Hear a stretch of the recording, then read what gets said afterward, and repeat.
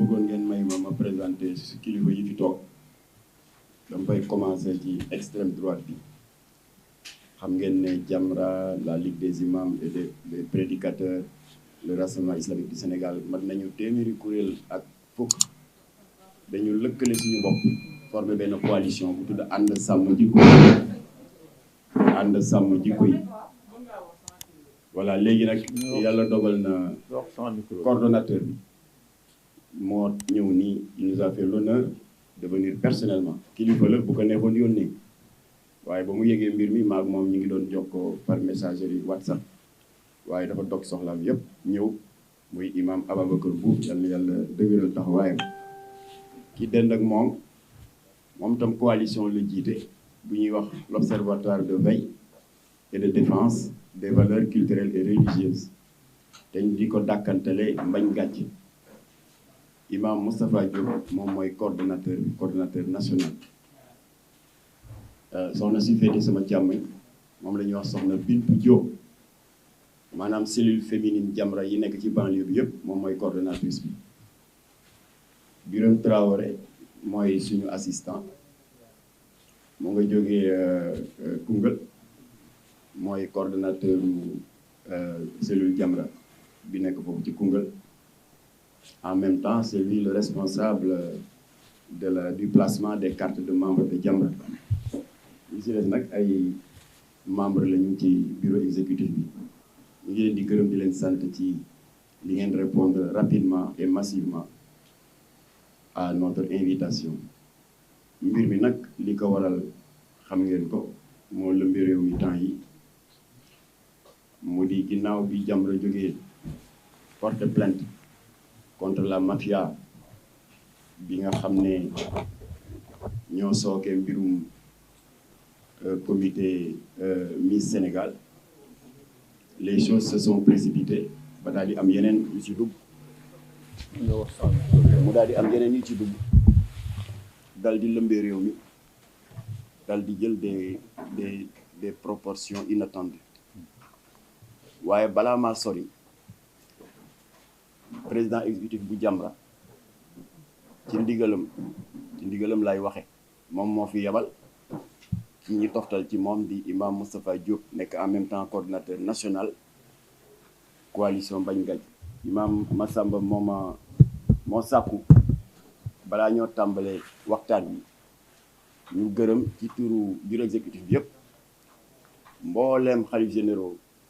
ak xalif généraux yi am ngant te batale ñu ak seen jawri yi nga xam ne jokkoo nañu ak imam Massamba Diop bokk ak ñun préoccupation ci convocation bi ñuy division des investigations criminelles convoqué mboolem kuréelu këru diine yi amul benn kuréel bu mu wowul bu mu jokkoowul parce que ñun li ñuy def rek dañ leen di tàggu ndax ñooy suñu kilifa di suñuy wasila kon ñu ngi gërëm ñi mu jokkul ñëpp buñ fi nekkee di lim dana xaw a metti ñaareel ba ñu ngi gërëm suñu avocat ndax xam ngeen ne depuis 24 ans rahmatullahi ali Abdou Latif Gueye dafa amoon un avocat attitré boo xam ne dañ ko affecté ci Jamra mu di ndem si yàlla si maître Khassim Touré yàlla na yàlla beesalaat yërmandeem ci kawam waaye ba mu fa jógee ñu xawoon na tumuranke waaye ndekete am na beneen jàmbaaru góor boo xam ne il partage avec nous les mêmes valeurs muy maître Moussa Sarr moo ko remplacé kon ginnaaw bi ñuy gërëmee xalif généraux yi ñu ngi gërëm suñu avocat maître Moussa Sarr bi nga xam ne du début de l'éclatement de ce scandale des Miss ba fii il est présent à toutes les étapes xam ngeen ne que ku ñu convoqué pour une enquête de police ou de gendarmerie wala ñu convoqué la dans le cadre de l'ouverture d'une information judiciaire le règlement numéro 5 de l'UMOA ak l'article 55 du code de procédure pénale daf la may droit de ne répondre à aucune question des enquêteurs de la DIC tant que sa avocat teewul voilà kon nag man jël naa sañ-sañ boobu ma yoon joxoon ba may nañ ma suma avocat ma woo ko mu daal di ñëw muy maître Moussa Sarr na seen xel dal nag mbokk yeeg xarit yeeg am di jàmm yeeg sympathisants yi motifu convocation bi du affaire trafic de passeport diplomatique oowuñu ma pour trafic de faux billets waaw waa Jamra du ñu trafiquer faux billets du ñu trafiquer itam ay faux médicaments du ñu trafiquer yamba liñ ma woowee woon mooy natt bi fi daloon ndeysaan suñu mbokku talibé daaw 2020 mu di imam Abdou Karim Ba xam nga imam Abdou Karim Ba seen naataangoo la moom mooy animé l'émission religieuse bokk ca TFM émission bi ñu di ko wax firi gént yéen a ngi fàttaliku natt bi ko dal daaw xam nga téléspectateurs yi dañuy faral di woote naan man de dama gént lii dama gént di jooy wala dama gént mer léeg-léeg nga ne dama gént di jooy mu ne la kon contraire bi la kon am na xéewal bu lay xaar di reetaan ci gént moom mooy lu bon alors mu am téléspectateur bu ko laaj ne ko dama gént régulièrement di dóor suma jabar waaw loolu lu ci firi gént wax ci l'islam imam Abdou Karim Ba ne ko gént di dóor sa jabar day lu baax la yiw la xam nga lu saay-saay yi def ñu jël vidéo ba sa cat wa 2 secondes yi mu naan gént di ñu dagg ko de sorte que boo dégloo vidéo bi direct rek nga bës rek mu ne dóor sa jabar yiw la lu baax la loolu la ñu def Abdou Karim mu touché ko lool ndeysaan parce que xëy na melul comme ñun dañu bari histoire di xuloo ko di yéeg ko di pañante ko gëstu alors am na ñu bari ñu ko dégg man miis am mbetteel lool ci Abdou Karim ma ne waaw imam bu day ni moom ak l'islam nu mu fonkee jigéen naka lay defee la promotion de la violence faite aux femmes ma daal di ne xaaral ma dégluwaat vidéo bi ma bësaat mu ne dóor sa jabar baax na yiw la ma waxtaan seeg benn imam wax ko suñu njaqare ma ne ko maa ngi ñëw seeti ñoom imam Moustapha de ñu dem seeti imam Abdou Karim Ba mu ne ñu tey lu leen ma ne ko mu ne ma am naa original bi ma ne ko yónnee ma ko mu yónnee ma original bi ma taal dégg ko mu naan gént di dóor sa jabar yiw la ndeke loolu la ñu dindi looloo ma dal nag ndax dama leen fi woowoon certains d'entre vous étaient là ginnaaw bi ma déposé plainte le 25 novembre bi contre soxna Amina Badiane ci calvaire ak toroxtànge ak musiba bi ñii si di dund dans le cadre de l'organisation des Miss Sénégal ndax xam ngeen ni amul dara lu ñu leen mën a nettali ndax Miss yi ñoo waxal seen bopp ndax yàlla dafa dogal Jamra depuis 1998 ka nga xam ne moo sooke woon Miss Sénégal ak Miss Jongama damay faral di lépp turam par pudeur morale parce que il n'est plus de ce monde waaye xam ngeen kan la promoteur de spectacle la woon di seen naataango bu nekk RTS dafa am bés maak Latif ñu seeti ko ne ko ñun day dañ la seet si tànku jàmm ak mottali kóllëre mu di que d'abord yow xaritu Jamra nga parce que chaque fois bu ñuy organiser le 26 juin te Nations Unies décrété ko journée mondiale de lutte contre la drogue comme que télé yëpp nekku fi woon ay TFM ak Walfadjri et consort en 98 yow yaa ñu daan lijjantil une équipe à la RTS ñu ñëw def couverture bi à Sorano suñu xarit nga kon werante amu ci cadre boobu lañ la seetsee ndax wolof dafay wax naan fegu moo gën faju mu di que ce staff parce que moom dafa am staff bu yaatu plus d'une trentaine de personnes yoo xam ne ñoo koy jàppale ci organiser Miss Sénégal ak Miss Jongama ràññee nañ ci ñaari saay-saay yu juux ci ce staff seen métier mooy métier makoro mooy rabatteur maanaam ay saay-saay yu jaar ci ñoom naan défilé démb bi day xool naa ko pour finalu Miss bi dama xemmel numéro 4 bi wala numéro 5 bi xam nga ñoom dañ yor ay brassard numéroté léegi daal sama carte de visite ngi nga fexe daal ba nga amal ma ko ma ne ko ñooñu Latif ne ko ñooñu loolu mooy seen liggéey mu ne ko firnde bi mooy boo jëlee édition Miss Jongama wala Miss Sénégal bu daaw maa ngi lay jox ñetti turu Miss bu la neexee nga woote ci seen famille elles ne sont plus au Sénégal dañ leen coopté dans un réseau international de proxénétisme ñaar ñu ngay opérer dans les Émirats arabes kenn ki mu ngi Canada wala Belgique. Elles font de la prostitution de luxe di ci am alal bu dul jeex ñu ne ko dinañ la yóbbu ba Medina wan la kenn ci ñett ñooñu kër bu yéeme bi mu tabaxal ay waajuram benn R+1 yóbbu na ndey ji màkk yóbbu baay ji màkk ak xaalisu prostitution ñu ne ko daal loo bëgg ci firnde dinañ la ko jox waaye li wóor ñaar ñooñu juux ci sa staff bi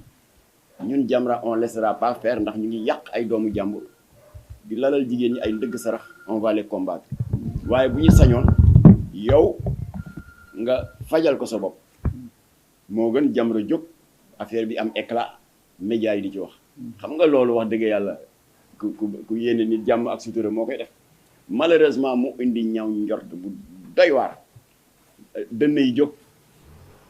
mu am fa ay kaddu yu ñagas moo ak Abdou Latif Gueye ba am ay éclat de voix ba bureau yi dend ak bureau am ñu bari di dégg éclat de voix yi le lendemain nag comme il fallait le craindre presse bi jot si maa ngi rendre hommage et il est vivant il m'entend Abdoulaye Ndiaga Sylla groupe Sud Communication di rendre hommage le doyen Boubacar Diop ancien fondateur du magazine Promotion mu ngi Tëngéej léegi nekkatul ci wàllu presse dafay liggéey ci wàllu tariyaax wàllu voilà mu ngoog wàllu bi ñu koy waxati sax asraar yàlla daf ko may ci wàllu ñaan ak di faj ay feebar ñoo ñaar rek ñoo ñu jàppale woon mais tous les autres organes de presse tirés contre Jamra di diaboliser Jamra accuser ñu de barbu d'intolérant et cetera ñun daal dañ doon alerter on n'a pas été entendu suñu jaan wàcc na waa kan moo mënoon imaginer en plein 2021 que li naroon a dëggal ñaaw njorte ba Jamra amoon ci Miss Sénégal ak Miss Jongoma en 98 que ki ka naroon a dëggal mooy ab Miss bu ñu fal mu remporter la première couronne ci édition 2020 di soxna Fatim Dione ku ko mënoon a xalaat parce que bu fekkoon benn waa Jamra moo jóg yëkkatiwaat wax ji dañ na woo waa Jamra du ñu tànqal waay waaye Miss yi seen bopp ñoo wax mooy li tubaab di wax naan l'aveu est la reine des preuves Kocc Barma ne nettali ci làmmiñu borom la dàqe alors boo leen gisee nag ñun ñu gërëm soxna Fatim Dione Miss boobule parce que dafa biiral ca kaw lu bari lu Miss yi doon xumtoo di wéet ak seen naqar seen gàcc ak seen tiitaange ñëwee ñu koon wax fenn kii fas fitam nag loola waral Jamra gërëm ko donte le gërëmuñu la mu nekkee woon di affaire Miss la mu wax na ñun ñëpp a ko dégg ñëpp a ko dégg détaillé na nañu leen lalale ay ndëgg sërëx ba dugal leen ci système Miss yi détaillé na nañ leen lalale ay ndëgg sërëx ba bu compétition jeexee ñu yóbbu leen ci ay hôtel ay naar yu saay-saay dagg billet Dubaï ñëw fii ay hommes d'affaires ak ay autorités de l'État yu ñàkk jom di leen fa fekk di leen def des propositions indécentes et puis lan mooy ndeyu compétition Miss jeex ba noppi ba ñu xam kan mooy première couronne kuy première dauphine deuxième dauphine ku nekk xam sa notation dara de si dul neexal leen wala may leen passe ñu dem lan mooy ndeyu nga foog leen orienter leen vers un hôtel pour faire quoi c'est suspect alors ginnaaw gi y a eu des témoignages de Miss des témoignages concordants ñii naan kenn ci encadreur yi du comité Miss Sénégal naan ko waaye loolu ci couloir bi sa morom diw rejoindre na autorité sangam dans sa chambre d'hôtel sa morom diw mu nga nii ànd ak autorité sangam mu ngi koy tenir compagnie yow nga toog fi di tiitaru rek donc soxna Fatim Dione looloo ko sowe dëgër boppam ak ñaaw njortam alors mujj gi ñu bërgal ko mu dem ci chambre bu benn moromam nee na fa la fanaan waaye comme que moromam yi avoué nañu ne ces prétendues autorités surtout naar yi am na lu ñu leen doon may naan leen dafa baax et cetera et qui s'est avéré être des barbituriques mooy li xale yi di wax pion kon nag moom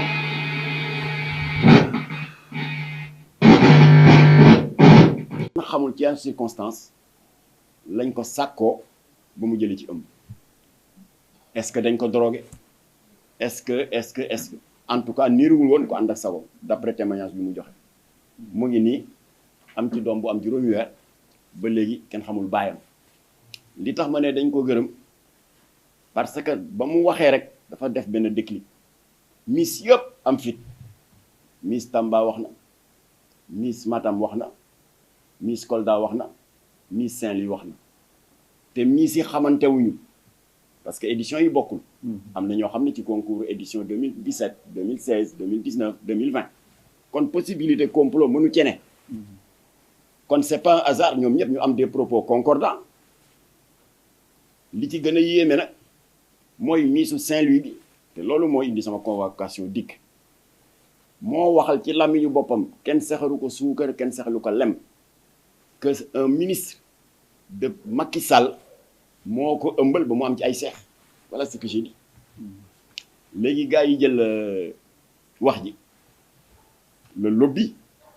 qui voulait freiner Jamra dans le combat contre Miss Sénégal ak Miss Jongoma ñu jël wax ji def lu ñuy wax deep fake li ñu def Abdou Karim Ba firi gént ñu daal di jël sama wax dindi le mot ministre jël ñaari tranche vidéo yi collé ko boo ko dégloo qu'est-ce que ça donne eh bien Macky Sall moo ëmbal miss bi rek état bi jóg daal di ne ya kii day alors lii laa wax waaw la ñu yaakaaroon te doon ka ñaan yàlla am na. xam nga bu doon moom rek moo wax. danaa lay tànn xool la dafa am ko métti rek. waaye Miss Matam wax na. Miss Saint-Louis wax na. am na kenn ci Miss yi nee na benn ministre président Macky Sall moo ko ëmbal. waaw maa ngi koy teg ci micro yi ngeen déggaat ko lu gàtt la ça fait à peine 26 minutes. kon la ka dal métti na. alors bu loolu amee nag. la ñu yaakaaroon te doon ka ñaan yàlla am na. mooy li tubaab di wax naan les langues commencent à se délier. xam nga bu doon moom rek moo wax. danaa lay tàng xol la dafa am lu ko metti rek. waaye Miss Matam wax na. Miss Saint-Louis wax na. ak yeneen i Miss mat nañ juróomi Miss. te am na kenn ci Miss yi nee na benn ministre président Macky Sall moo ko ëmbal. loolu laa wax xool la léegi nag bi ko gars yi jëlee travaillé ko ce que ça donne bi ñu ko travaillé lii la joxe. la ñu yaakaaroon te doon ka ñaan yàlla am na mooy li tubaab di wax naan les langues commencent à se délier. xam nga bu doon moom rek moo wax. danaa lay tàng xol la dafa am lu ko metti rek. waaye Miss Matam wax na. Miss Saint-Louis wax na. ak yeneen i Miss mat nañ juróomi Miss. te am na kenn président Macky Sall moo ko ëmbal. voilà dégg ngeen de loolu la gars yi liggéey. te moom il a été tellement maladroit man bu ñu ma ko joxoon danaa ko liggéeyal ba rupture boobu am du am parce que boo ko dégloo ak loo cuune ci wàllu audition audiovisuelle di nga xam ne am na coupure bi ñuy rocci le mot ministre. alors je vous précise tout de suite et je l'en remercie le procureur Serigne Bassirou Gueye moo autosaisiru bi vidéo bi commencé circuler ci réseaux sociaux yi man porté wu ma woon plainte bien que liñ ma def neexuma waaye c'est le procureur Serigne Bassirou Gueye moo autosaisiru waa DIC ñoo ma ko wax ba mu autosaisiré dafa imputer dossier bi à la direction de la police judiciaire ne leen na ngeen ma leeral kiy wax ci vidéo bi entendre ko ba xam lu mu ci xam après ñun ñu xam la marche à suivre. alors ba ko police judiciaire jotee ndigal boobu ci procureur jébbal ko à la division des investigations criminelles parce que c'est un démembrement de la police judiciaire division des investigations criminelles jël ko jébbal ko Moulay nakati c'est le patron de la BAG le bureau des affaires générales alors kooku ba mu ko jotee nag kooku moo ma convoqué bi ma convoqué nag Moulay Diko c'est le patron de la BAG la brigade des affaires générales mu convoqué ma wax ma li ko procureur wax nee nañ ma ci déglu ba xam lu ma ci xam waaye nag comme que du ma cuune waa Jamra kenn du cuune ànd sama jikko du ñu cuune ba may dem dama gànnaayoo vidéo yi nii ma def ak yéen nii teg leen original bi ma tegal leen bi ñuy trafiqué ñoom ci seen bopp ñoo mujj taf seen gémmiñ di ree tellement c'est mal fait alors ñu daal di ma entendre de 10h30 ba 13h30 sama avocat xaw a tardé man maa jël avance pour qu'on gagne du temps après mu daal di ñëw maître Moussa Sarr rejoindre ñu parce que am naa droit de ne pas parler tant que mon avocat n'est pas là waaye ma ne daal comme que je n'ai rien à cacher j'ai commencé à parler après suñu avocat ñëw ñoom ñu daal di jot ñaari version yi ma yónnee leen ko ñoom inspecteur yëpp yónnee naa ko Moulay Diko le patron de la BAG de la brigade des affaires générales le commissaire Mbaye Diouf bu dikk jot na ko ñoom ñëpp jot nañ ñaari version lu waaye cuune tu sens nettement que c'est une manipulation grotesque et maladroite à partir de ce moment-là nag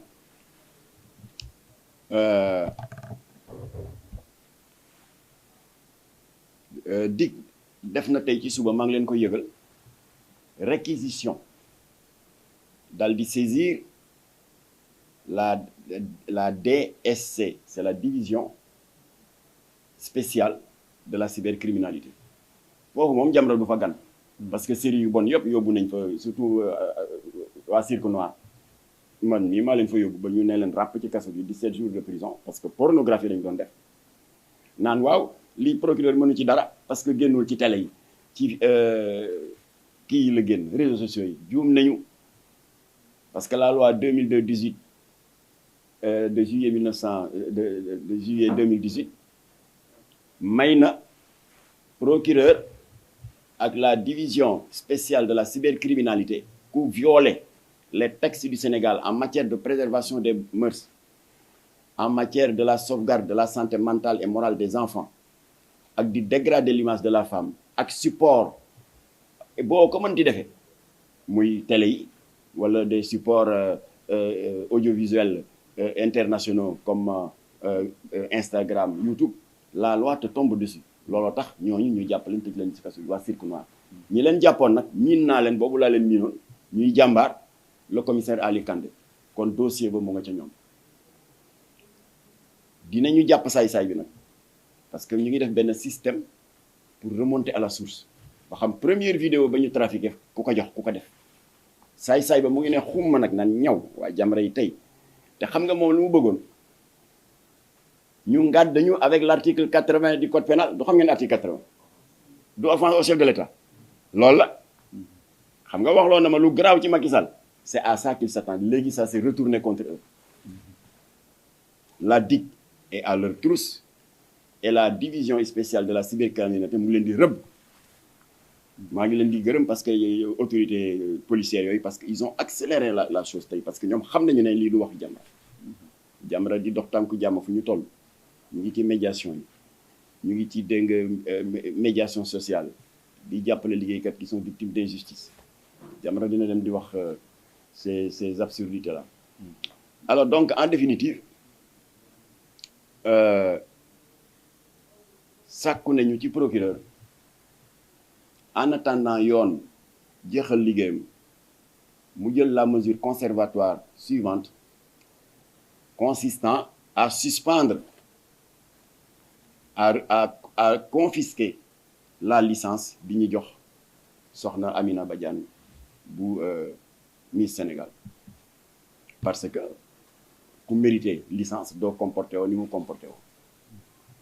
ay xale nattu dal leen yow nga waroon nekk seen yaay seen bàjjen war leen di defal war leen a réconforter amoo looy wax lu toog di kex ku ñu violé yow la neex donc c'est une violation de l'article 252 du code pénal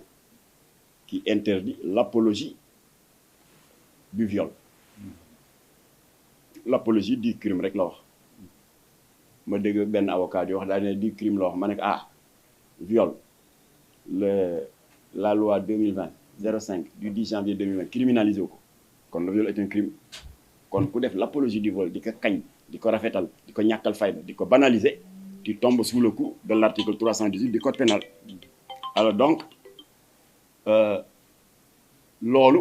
moom la ñu déposé woon le jeudi 29 ñu xam ne dana dal ci ñi mu war a dal seen kaw moo tax ñu lalal ma biir ndëgg sërëx pour yëpp a yàqu mais malheureusement heureusement procureur yeewu na ci heureusement la division de la cybercriminalité yeewu nañ ci ak la DIC ba léegi la machine est en train de se retourner contre ces malfaiteurs là loolu nag ñu ngi koy sant yàlla bu baax di ko gërëmee surtout suñu kilifa yi ndax fu ñu toll ñu ngi may xelal jaaral nii defal nii tegal fi sa tànk bul teg fi sa tànk xëy na man dama ci gën a fës gën ci rey làmmiñ waaye Jamra ñii ñooy kilifa yi ànd sàmm jikko ñii ñooy kilifa yi coordonnateur baa ngi ni toog coordonnateur national Mbagne Gàcc mu ngi ni toog moo fi toogal tey imam Massamba Diop imam Massamba Diop nag semaine prochaine dafay entamer une tournée nationale auprès des familles religieuses parce que ñu ngi waajal mobilisation bu mag a mag pour que état jële fi Miss Sénégal ak Miss Jongama gisuñu njariñam gisuñu lu mu indil jigéen ñi ci yokkute lu mu indil suñu culture suñu caada ci yokkute au contraire depuis 98 ñu ngi pervertir ay xale ñii seen njàng yàqu na ñii jële leen ci ay ëmb ñii seen famille tas na waaye loolu c'est un autre combat waaye pour l'instant nañu jàpp waa ji defar vidéo bi pour l'instant procureur joxe na ndigal n'est-ce pas pour que sama plainte suñu plainte ba ñu déposé woon jeudi ñu topp ko suivre ko voilà de sorte que aboutissement bi mooy il faut que ñu entendre waa comité Miss Sénégal dégg naa ne nag porté na plainte waaye day nax boppam porter plainte pour diffamation porter plainte pour dénonciation calomnieuse porter plainte heureusement dañuy yem juste mu jeex porter plainte pour mise en danger de la vie d'autrui moom ngeen tuddee yéen dans votre jargon allumer des contre-feux tooñ ba noppi li ñu la sikkee yëpp nga foog ko retourner ko contre tes victimes koo xam ne yow Sénégal gi ñoo la waroon porter plainte ndax xale yi yàqu te jaar ci sa comité Miss Sénégal yow nga jóg ne yaay porter plainte contre tes victimes pour diffamation dénonciation calomnieuse ak mise en danger de la vie d'autrui mais yow yaa mettre en danger la vie des filles jigéen bu nekk ci organisation Miss mu dem ba jeex lan mooy ndeyu muy dem ci hôtel bala ko cay fekk ko fa mu ni ci yoon ñàkk bakkanam loolu mooy mettre en danger la vie d'autrui alors bu ko defee yàlla dogal na noonu mu porter plainte